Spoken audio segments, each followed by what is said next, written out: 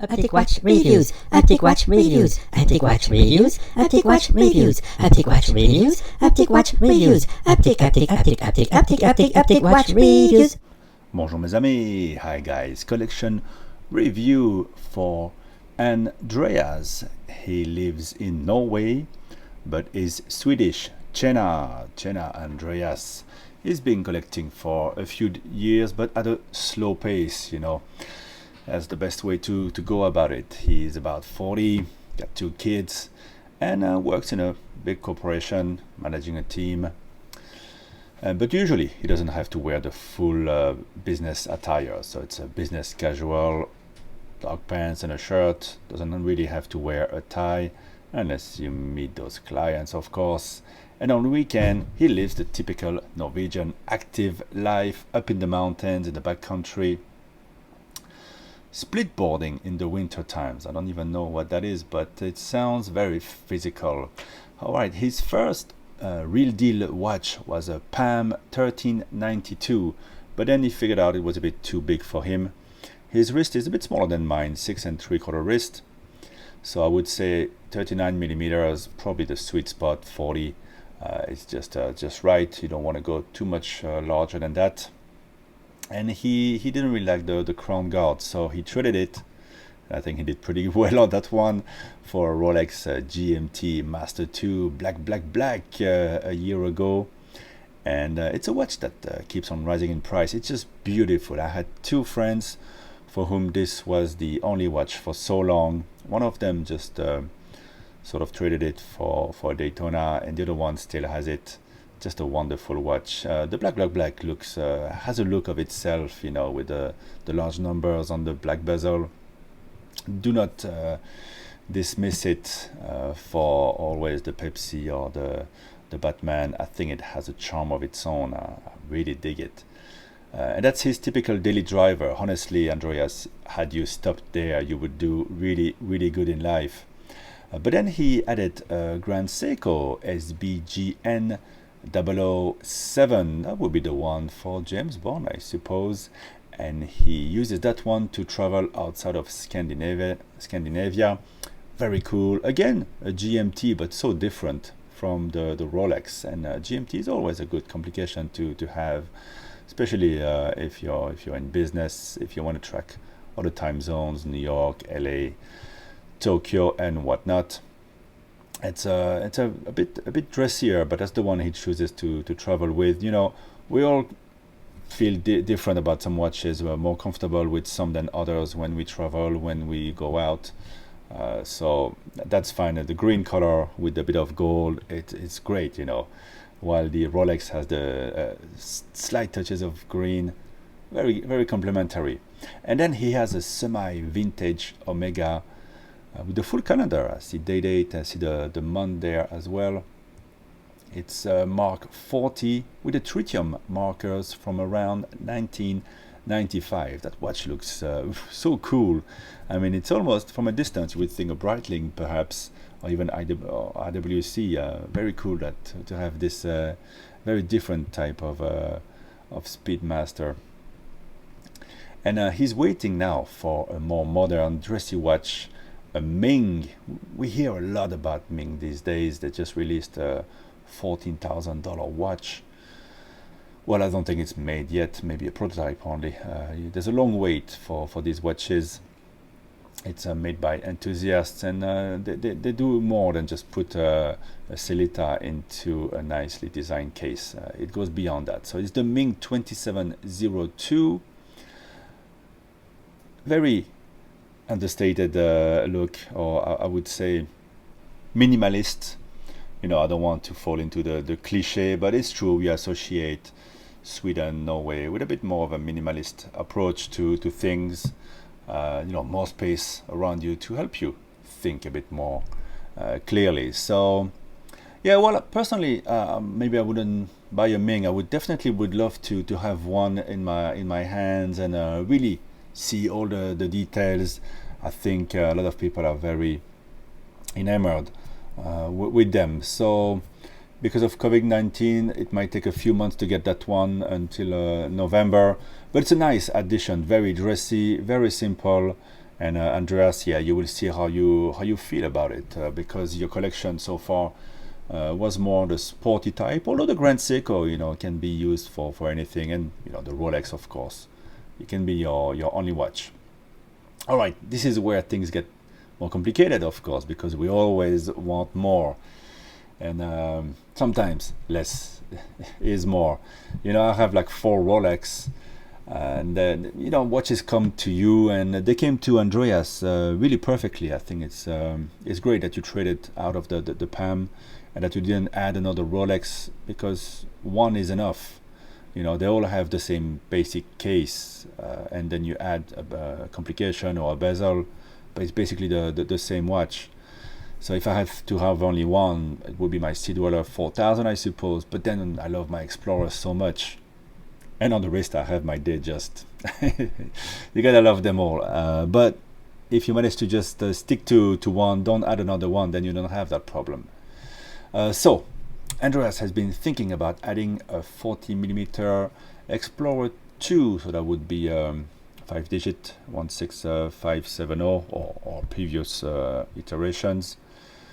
But he says, I feel the GMT Master 2 is not for the mountains. Well, yeah, it depends what you do in the mountains. As long as you don't knock it on the rocks, it's okay. But if you do a bit of climbing, you probably don't want to damage it too much. It's such a beautiful watch. However, he says, worried it's a hefty price and a bit boring. Yeah, the Rolex Explorer 2, it was great when I got mine 4 or 5 years ago. It was very reasonable, about $5,000, and then they went much higher. And the thing is, with the 5-digit ones, even if you take one of the later ones, say 2005, 2006, the lume is still okay, and I felt very comfortable wearing it everywhere. But you're gonna have to really check that the seals are still good, that it's still okay to use in the rain or in the water. And again, yeah, because of the prices, I think under $5,000 you were pretty comfortable to wear it for its purpose. Now it's becoming a bit more of a collectible. Not sure I would wanna go with a collectible watch on in an adventure on the weekend. And he says that when he's really training, he uses a Polar Vantage M2 to track his pulse, which is the right way to go. Although when I'm training, I'm not really training that hard. I'm mostly lifting weights and playing tennis. I just wear my Speedmaster or maybe a Seiko. But I figured if the Speedmaster can withstand a few G's going up in space, it can withstand my slow tennis. Alright, so going on with the mail from Andreas, he says, lately I've been using the Omega more often. It's a very fun watch. I've been toying around with buying an IWC Top Gun 41 ceramic. That could be interesting, something different, a pilot. Although I feel that Omega in particular has a bit of that IWC pilot kind of look. So to me, it's going to be redundant. I wouldn't really go there. And then he mentions he would put it on a bright colored elastic band, and I have no idea why you would want to do that. Other watches on the radar, a GLC sector dial. Well, I wish you had bought that instead of the Ming, but you went for the Ming. So let's just see how the Ming treats you. Keep it for a year, see how it goes, and then maybe consider the GLC if you don't love it, if you want to move the Ming. But be careful, the GLC sector dials only produced for 1 year. They're gonna get harder and harder to get, and I think they're gonna keep a good price. But GLC, they always come up with something similar to what they've done before.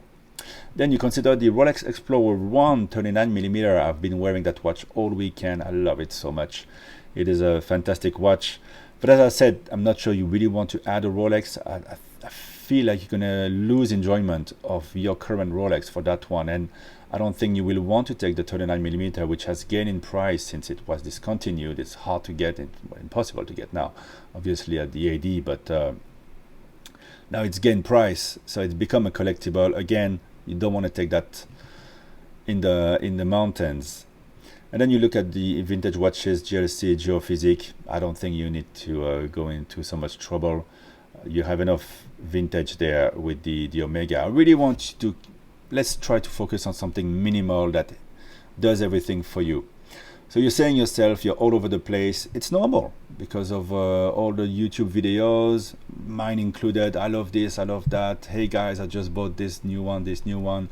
Well, it's a bit what I do, but I don't think it's really the secret to watch collecting happiness. If you can, the real happiness I think in collecting, because I feel that you want watches that are very usable. I'm collecting some watches just to have them. It's very different. I think if you want just a very usable collection, I think is the best thing for you. Then you want to be able to have the most with the least pieces.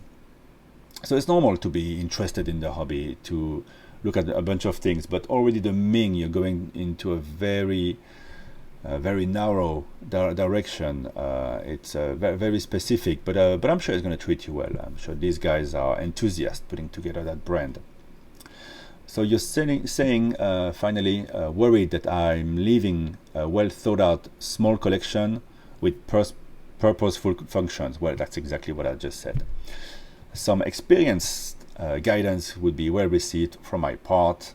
And here are the pictures. Best regard, Andreas. Well, man, it's so nice to see a collection that came together just so perfectly. I don't know if you had planned it, if you had looked at other watches and decided on those four, and your main three here. They're just so cool together. I mean, they're just so complementary. If you look at the indices, one has Arabics, the other one has straight indices, the other one has the rounded on the Rolex there. Different hands even.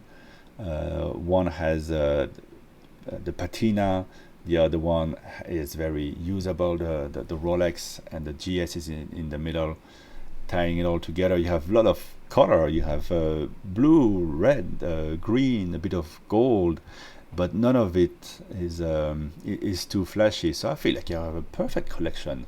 Once you get your Ming, you have a dressier, a proper dress watch, no date.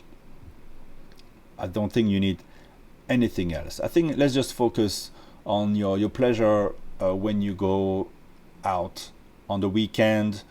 True, I understand why you wouldn't want to take your Rolex GMT. I mean, you can take it out when you're not doing anything that might damage it.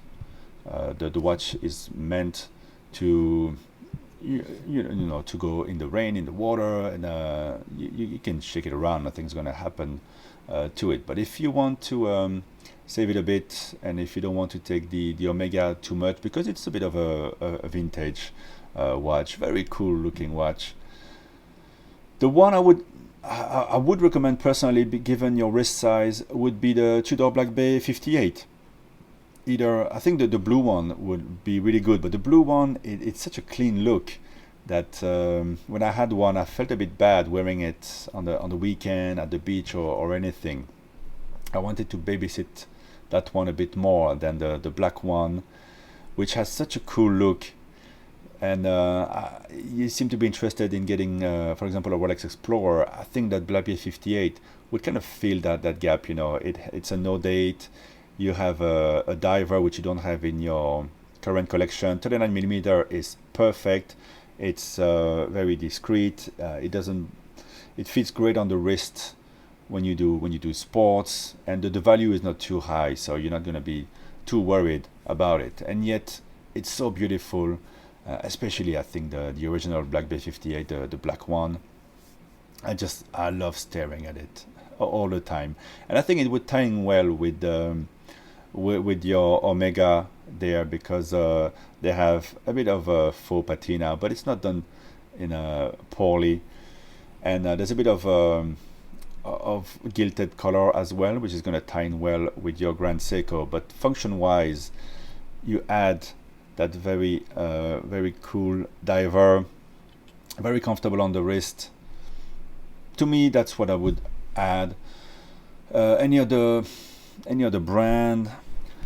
What would be really cool for the collection, I think, is to have one model per brand. you know. And with Rolex, there's nothing you can really add that's going to be serve a purpose, because you want a watch that you can wear during your more active moments. So the modern ones are just too nice. You won't want to take them, and the older ones, even mid 90s, they're getting a bit too fragile. They're almost well, they are collectibles. I don't know if you like Breitling. It's not my favorite brand, although I do like the new chronographs that they have out. But a Super Ocean is a very nice watch. Whether you like the earlier ones or the later ones, they're quite cool as well. I feel I prefer something a bit more understated than those, so that's why I prefer the Tudor Black Bay 58, and I think the sizing is really nice. Then you have Zenith, IWC. You mentioned Top Gun. Yeah, you know, I think it's going to be a bit redundant with your Omega, as I said. So there you go. I would go Black Bay 58. I would go with the original version, although the blue one would be quite nice in your collection as well, as long as you feel relaxed about putting a few scratches into it. I think the black one really wears the scratches great because they have captured that late 50s look, so it's fine to make it look a bit more rough. While the blue one, it's a bit more of a princess in a beautiful blue dress. Alright guys, let me know what you think about that perfect collection of Andreas. Don't you wish you had a collection like that? Don't you wish you hadn't bought 20 watches and none of them filling as many functions in such a tight, concise collection as Andreas has managed there? I think it's wonderful. Honestly, wait for the Ming. I think you'll be happy there. At the Black Bay 58, when you go out on the weekend in the mountains, and when you go split boarding, it should be able to handle all that. And stop there. Enjoy the beautiful watches. You've done perfect. Thank you, Andreas, and thank you guys for watching. Bye bye.